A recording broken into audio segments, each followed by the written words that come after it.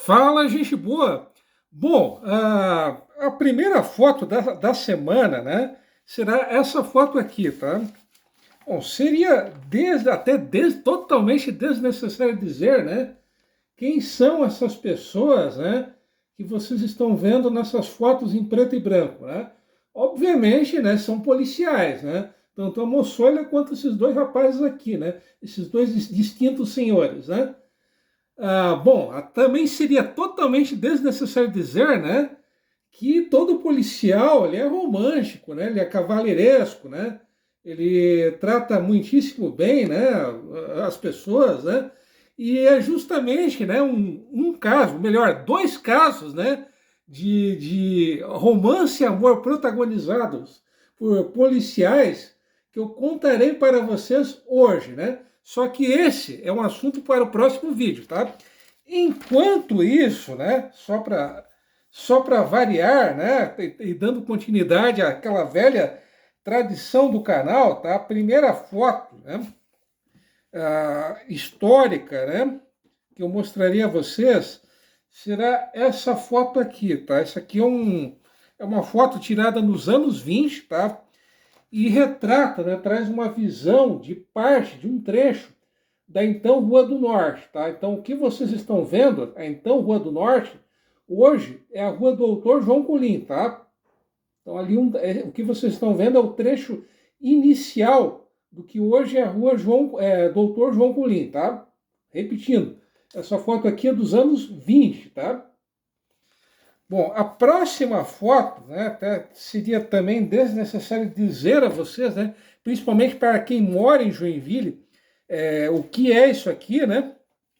Essa aqui é uma foto bem mais, até relativamente recente, né? É uma foto tirada em 2007, né? E seria desnecessário dizer a vocês o que é isso aqui, tá? Isso aqui é um monumento ao imigrante, que foi inaugurado em 9 de março de 1951, ou seja, na data que Joinville completou 100 anos de fundação, né? Como é sabido, o monumento ao imigrante, né? É uma obra de autoria do Fritz Alt, né? E eu me arrisco a dizer, né? Agora vai pintar a sessão polêmica, né? Eu me arrisco a afirmar, tá? Que o monumento ao imigrante é a escultura pública mais representativa e icônica do Brasil, mais até do que o Cristo Redentor, tá? O Cristo Redentor, como é sabido, ele foi feito sob encomenda da comunidade católica da cidade do Rio de Janeiro, mas obviamente nem todos os cariocas naquela ocasião, né, em que o Cristo Redentor, para quem não sabe, o Cristo Redentor, né, ele foi inaugurado em 1931. Então, obviamente, nem todos os cariocas, né, eram, né, e seguem o catolicismo, né? Agora, isso aqui representa a história de Joinville, então tem uma abrangência muito maior do que o Cristo Redentor. Como vocês podem reparar, né, que pelas esculturas do monumento, né, vocês podem reparar que isso aqui é algo simplesmente genial, né? Vocês podem reparar que a mulher ela está com um semblante, né, meio que aflito, né, com o seu filho, né, o seu bebê de colo, né, o menino, né, meio que não sabendo, né, não tendo noção de tudo que está acontecendo, né, os dois desbravadores, né, ao contrário do que dizem o nome da cidade, Joinville, não foi baseado nessas duas esculturas, né? Por incrível que pareça, tem gente existem aqueles, tá, que dizem, tá, que o cara com a espingarda na mão era o caboclo, né, que era o João, e o cara com o machado na mão seria o alemão, que seria o Ville, tá? Por incrível que pareça, tá, existe essa explicação para o nome de Joinville, tá? Mas enfim, tá? Agora voltando a falar sério, tá? Voltando ao que interessa, tá? Vocês podem reparar, obviamente, né, a escultura que representa o navio Colombo, e essa escultura que vocês estão vendo representa aquelas carruagens, né, que faziam o trajeto antigamente entre Joinville e São Bento, que era o São Bento Wagner, né? Então, pela riqueza de detalhes, né, eu insisto em afirmar, o monumento ao imigrante é mais representativo e icônico do que o Cristo Redentor, tá? Mas enfim, né? Polêmica à parte, tá? Falando o que interessa, né? Que é o nosso grande foco, a história de Joinville, né? Bom, até hoje, praticamente todos os navios que eu citei, né, ao longo da história do canal, né, nesses 3 anos, praticamente 3 anos de canal, eram navios veleiros, né?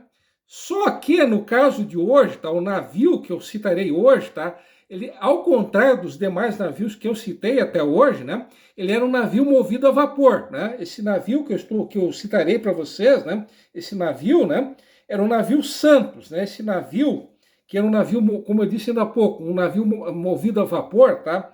Ele partiu do porto de Hamburgo no dia 18 de outubro de 1880 e exatamente um mês mais tarde, no dia 18 de novembro, para ser mais exato, às 17 horas do dia 18 de novembro de 1880, esse navio ele acabou chegando, atracando em São Francisco, tá?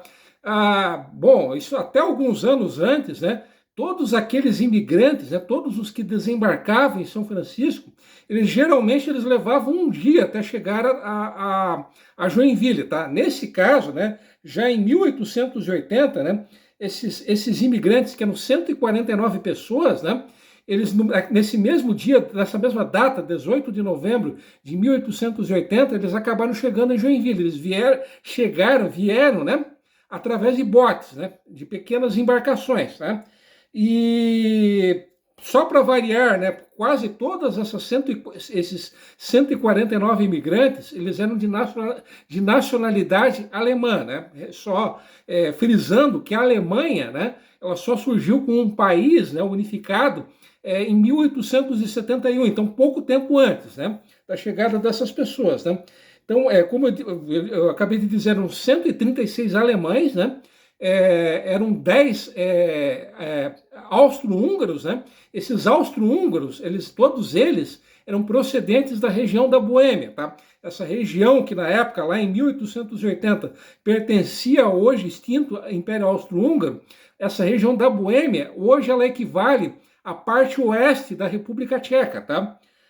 Inclusive a capital, né, uma das capitais da República Tcheca, ela está, que é Praga, né, como todo mundo sabe, ela está localizada na região da Boêmia, tá?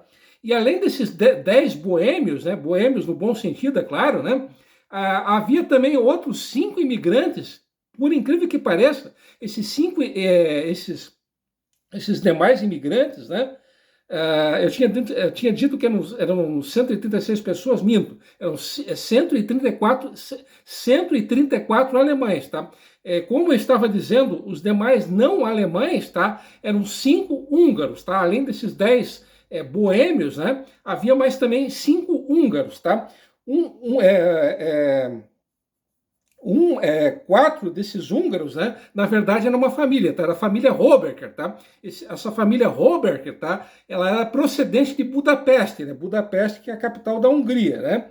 Era o Georg, né? O Georg, ele tinha 31 anos em 1880, ele era agricultor, tá?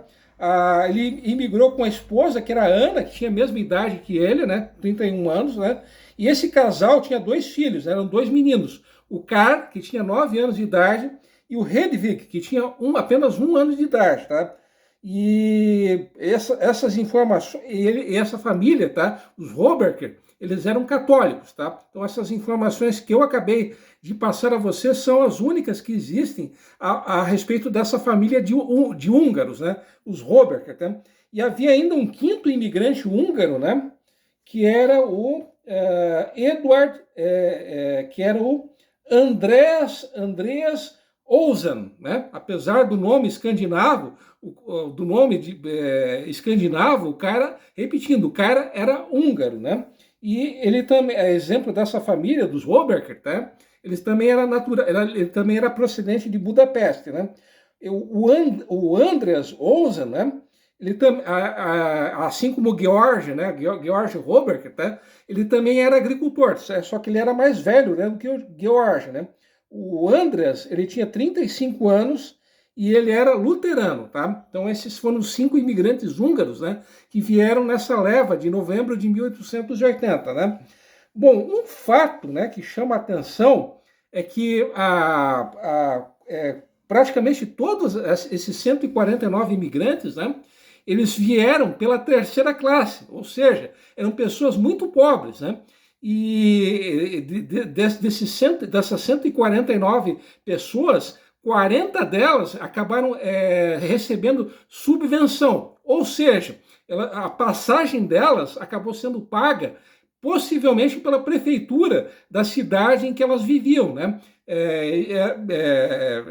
Era até bem comum, né, que muitos dos imigrantes que acabaram se radicando em Joinville, eles acabaram imigrando, né, justamente via subvenção, né? Então as pessoas mais pobres da cidade, os sem teto, né, os mendigos, os marginais, né, os ditos indesejados, né, eles eram despachados, né, geralmente para a América, né, para o continente americano. A própria prefeitura da cidade em que essas pessoas viviam, né, a própria prefeitura acabava pagando a passagem dessas pessoas. Então, possivelmente, essas 40 pessoas, né, eram pessoas que viviam na miséria, né? Bom, o que mais que eu teria a dizer para vocês, né? Sim, tá? Bom, como esse vídeo, né, já está meio que cansativo, né, meio que chato, né, enfim, né, vou ficando por aqui. Então, no próximo vídeo, enfim, eu direi a vocês qual foi aquele caso romântico, né, que aconteceu lá no século XIX, né, aqui em Joinville, obviamente, tá? Então, até lá, beleza? Ok.